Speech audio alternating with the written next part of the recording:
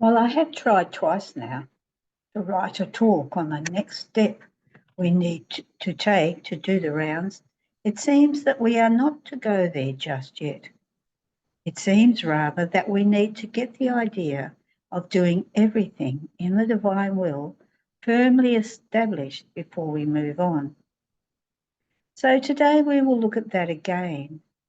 Basically, it is about forming a habit of joining Jesus in what he is doing rather than what we have always done as Christians, of inviting Jesus to do with us what we do. There is a huge difference. If we realise that the gift of living in the divine will, while it has been spoken of through veiled references down through the generations in both the Old and the New covenants in the Bible and various saints, until Louisa's writings, we didn't fully understand how to do this. Jesus tells Louisa that we are to say before we enter into any act, Jesus wants to do, and I'm doing it with him. In the past, we would say, Jesus, please accompany me as I do, or please do this with me, making our decision to do something the point of our interactions with Jesus, praying for assistance in carrying out decisions we have discerned as his will. Nothing wrong with that, and it has been the way for generations. However, we have come a step closer to what we were created for, and that is not to ask Jesus in, but for us to come into what Jesus wants to do. He wants to do everything with us and wants us to recognise this by saying this little prayer, Jesus wants, etc. I remember when I first came into the knowledge of the divine will, I was driving between two Aboriginal communities in the Kimberley Desert and thinking about the difference now. My thoughts ran along these lines. In the charismatic renewal, Jesus was always in the seat next to me, always with me, and I experienced his presence. But in the divine will, he is no longer in the seat next to me, but his hands are on the wheel, his feet on the pedals. He is not accompanying me, but I now accompany him. He is in me and I am in him, no longer outside of me, but always there, as real in me as he is in the Blessed Eucharist.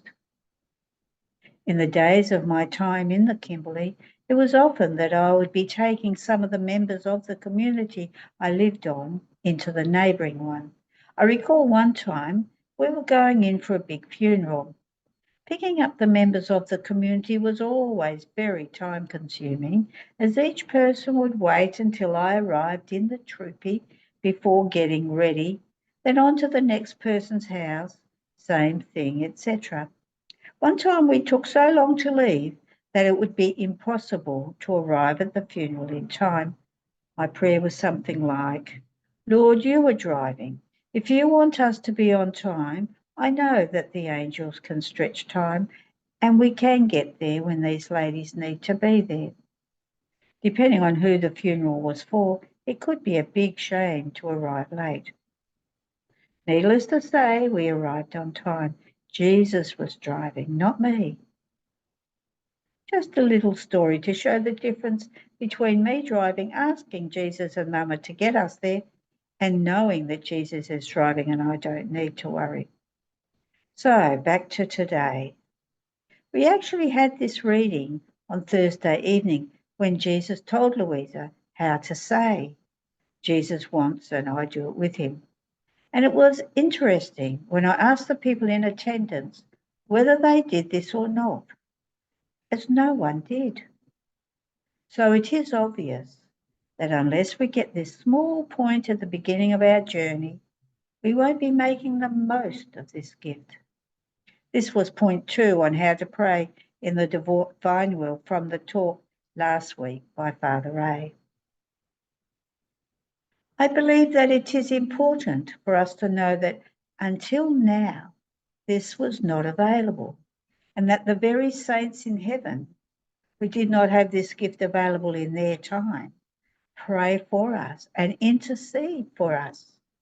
They surround us with their love and encouragement and can be called on to assist us through their prayer. They cannot do what we can do, even though they are in heaven and we are still in exile. They are before the face of God, and we sometimes struggle even to apply ourselves to prayer.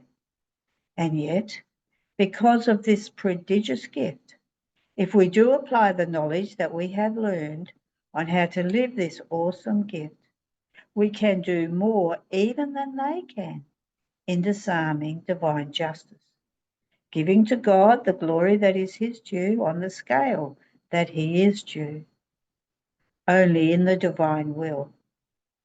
We can even add to the saints' glory in heaven, as they are glorified in reflection of the glory we offer.